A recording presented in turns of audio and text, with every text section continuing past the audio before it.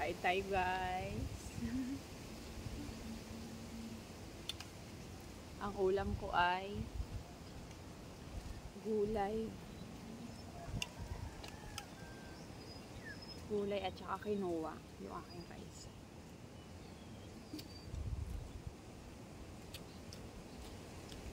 Like my dad? Oo.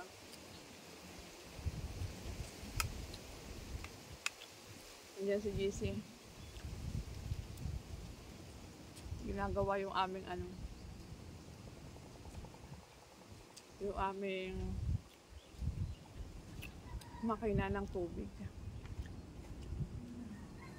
para mabubungan na kasi kapag umuulan nababasa. Dito ako sa puno ng malaking akasya sa ilalim, tapos katabi niya kay Mito. Masarap dito na tambayan kasi malilim. Kain. Lagi akong nakatowel. Ang lamig ngayon. Ang lakas ng hangin. Makulimlim yung langit. Parang uulan nga na naman eh.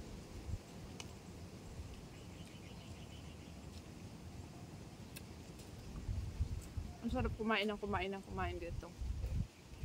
Nakakagana.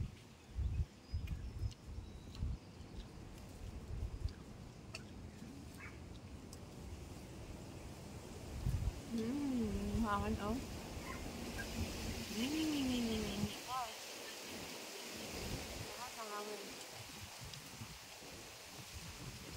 Tapos dito sa likod ko, palayan. Yan, malawak na yan dyan. Puro palayan. Wala pang mga bahay. Pero dito sa kabila, may ilang bahay. May ilang peraso pa lang. Para kaming nasa gitna ng gitna ng bukirin.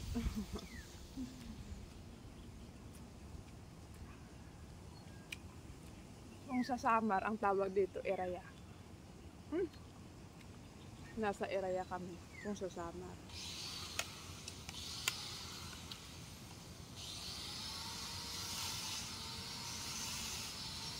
Bawal ako sa kanin. Kaya yung pinakakanin ko, quinoa. Para lang din siyang kanin.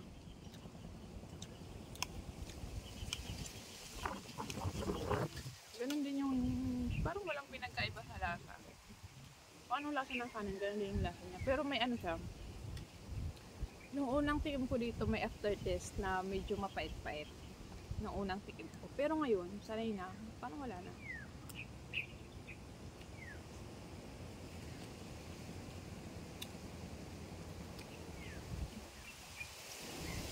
Hangin. Ang lamig ng hangin. Minsan nakakatulog ako dito sa duyan.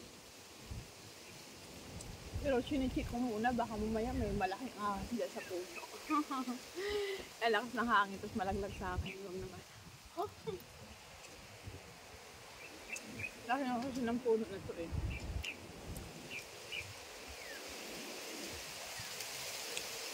Yung hangin dito, kung sa Samar to, parang parang bagyo na. Pero parang normal lang sa kanila. Parang kami nasa gilid ng dagat. So pag nasa gilid ng dagat, ang lakas ng hangin. Dito ganito na, parang normal na.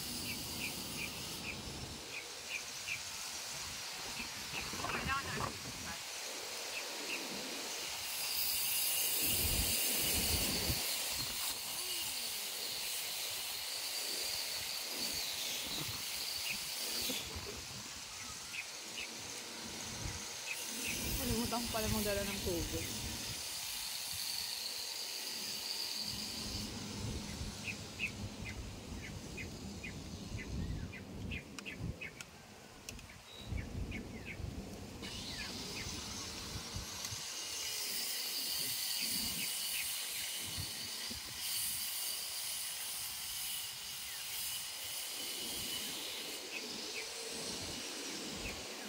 Wala akong ibang libangan dito kaya video-video na lang. Nakakaumay din manood ng TV.